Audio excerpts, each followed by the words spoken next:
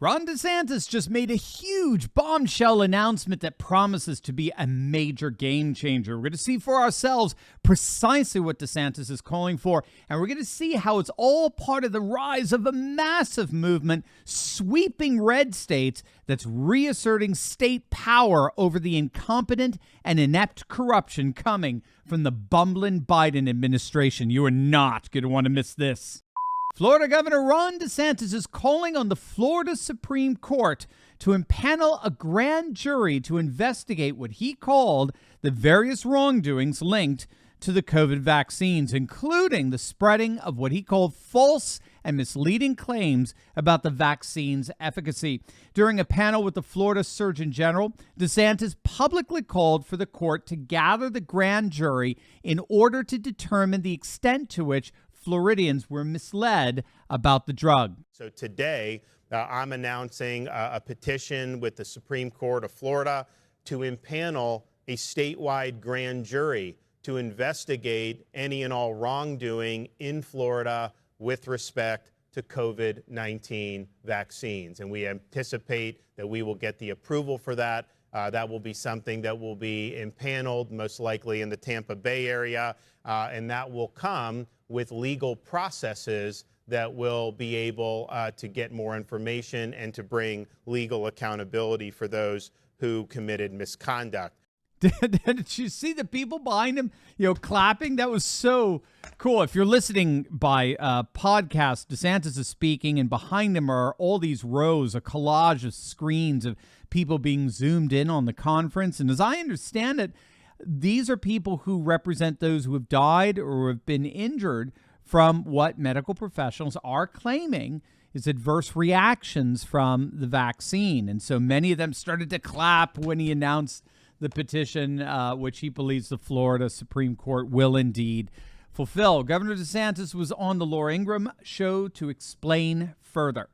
Well, Laura, like anything, I mean, you take an mRNA shot, and the way to view it is, okay, what are the benefits and what are the drawbacks? And it seems like our medical establishment never wanted to be honest with people about the potential drawbacks. And so you showed a clip from Dr. Latipo down here in Florida and the analysis that he's done with people, particularly young men who've taken the mRNA shots. We, of course, had witnesses talk about their experience. And how are we in a situation? Yes, Florida, we banned vaccine passports almost 2 years ago. We banned the shot mandates for jobs and saved a lot of people's jobs.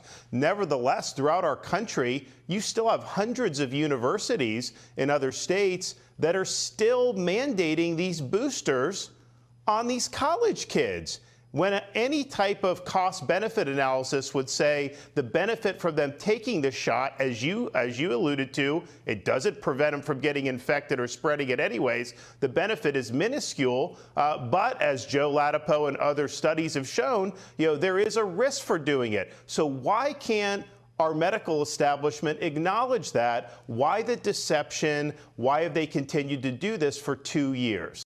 Very, very succinctly put. In the end, this is part of an ongoing effort, a much wider effort, to get government officials and pharmaceutical companies to release the data on the costs, the potentially adverse effects surrounding the vaccines, which they have thus far been, shall we say, reluctant to do.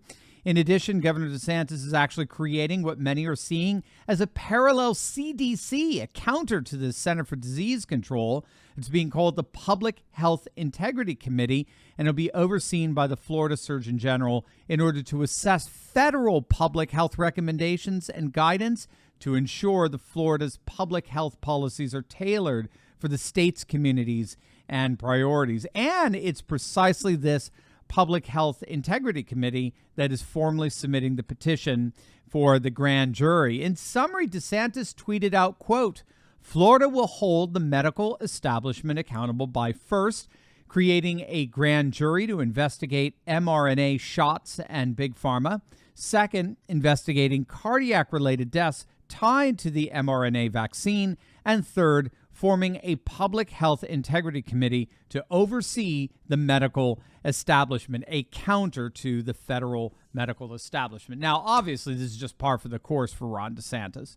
For the last 2 years, he has been leading a movement among red states to recast themselves as what we call sanctuary states. Now, while sanctuary states are generally associated with left-wing causes, such as illegal immigration and abortion and the like, they also have significant relevance for the patriot right. Sanctuary states in this sense, in the more nationalist populist sense, are deep red states that are committed to protecting their citizens from any and all democratic programs and persecutions coming from Washington, D.C. So what we've been seeing over the last 2 years in particular is more and more red states joining together and in effect forming an administrative and legal wall against the assaults on our civil liberties by the blundering Biden administration. And interestingly, in the aftermath of the midterms, we saw a number of new Republican supermajorities emerge in red states that got even deeper red. And this is most especially the case with Florida. Now with these supermajorities, red states can now increasingly set their own political agendas regardless of what the dolts in D.C. want or say. And so there's just no support at all, any legislative, judicial, or executive branch support for federal Democrat policies in red states. Any attempt by D.C. Democrats to obstruct state efforts is immediately thwarted with these massive supermajorities. And I would include a 6-3 conservative majority on the Supreme Court as well that consistently rules in favor of federalist issues, such as checking D.C.'s limited jurisdictions over state matters like they did with Roe v. Wade. But as we're seeing with DeSantis, these sanctuary states are not merely defensive. There are a number of political tools that they can wield to allow them to go on the offensive as well and actually push back against the draconian policies of the dolts in D.C. And DeSantis isn't alone. Wait till you see what other Republican governors are doing here. It's awesome. But first, in the midst of all this economic insanity, my good friend Taylor Welch has created a brand new training series designed to help you fortify the number one tool you have against any economic hardship, and that is your righteous mind. And it all comes straight out of the life experiences of one of the greatest leaders in all of world history, Sir Winston Churchill. In the Churchill Mindset series, Taylor masterfully walks you through Churchill's brilliant leadership choices, then distills them into frameworks that you can use to face your biggest challenges. Click on that link below or head on over to welchequities.com/Turley right now to secure your copy of The Amazing Mind of Winston Churchill at their lowest price ever. Again, that's welchequities.com/Turley. You're going to love this.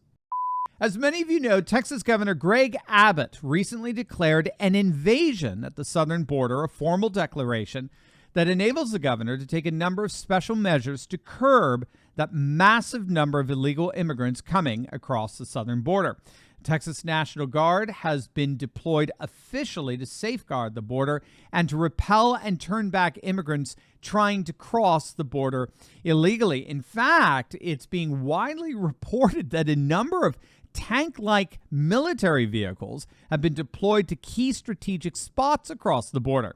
The Texas Department of Public Safety has been authorized to arrest and return immigrants to the border crossed illegally, and Texas workers have resumed building the wall in multiple counties along the border. And as I understand it, there's very, very little that bumbling Biden can do about this. Article 1, Section 10, Clause 3 of the U.S. Constitution gives the right to every state to declare war if they are actually invaded or in imminent danger. An inherent part of the separation of powers, states do not need Congress's approval. It doesn't even have to be an army invading them. Some of the founding fathers, like James Madison, explicitly stated that Article 1, Section 10 could be invoked against smugglers. Madison specifically cited Virginia using its militia to stop smugglers as an example of a valid exercise of the invasion powers. Again, the principle is simply one of state sovereignty. If the sovereignty of a state is violated, that state has the right to declare war on an individual basis without congressional approval. And this brings us all back to DeSantis. DeSantis is simply doing what the dolts in D.C. have thus far refused to do, which has released the data on the potential risks of the drugs that are currently being pushed by the pharmaceutical companies, as well as actually still mandated in many parts of the country, particularly blue states, as DeSantis mentioned. And so we'll be keeping a very close eye on how things develop here, but there's no question whatsoever. The red sanctuary state is rising. It's asserting itself militarily as well as legally, which is effectively filling the constitutional void left by an increasingly despotic and corrupt D.C. As always, make sure to smack that bell and subscribe button. You'll definitely want to check out my latest video on Elon Musk sending Joy Reid into a total meltdown. Oh, how sweet it is. You're going to love it. So make sure to click on that link, and I'll see you over there. God bless.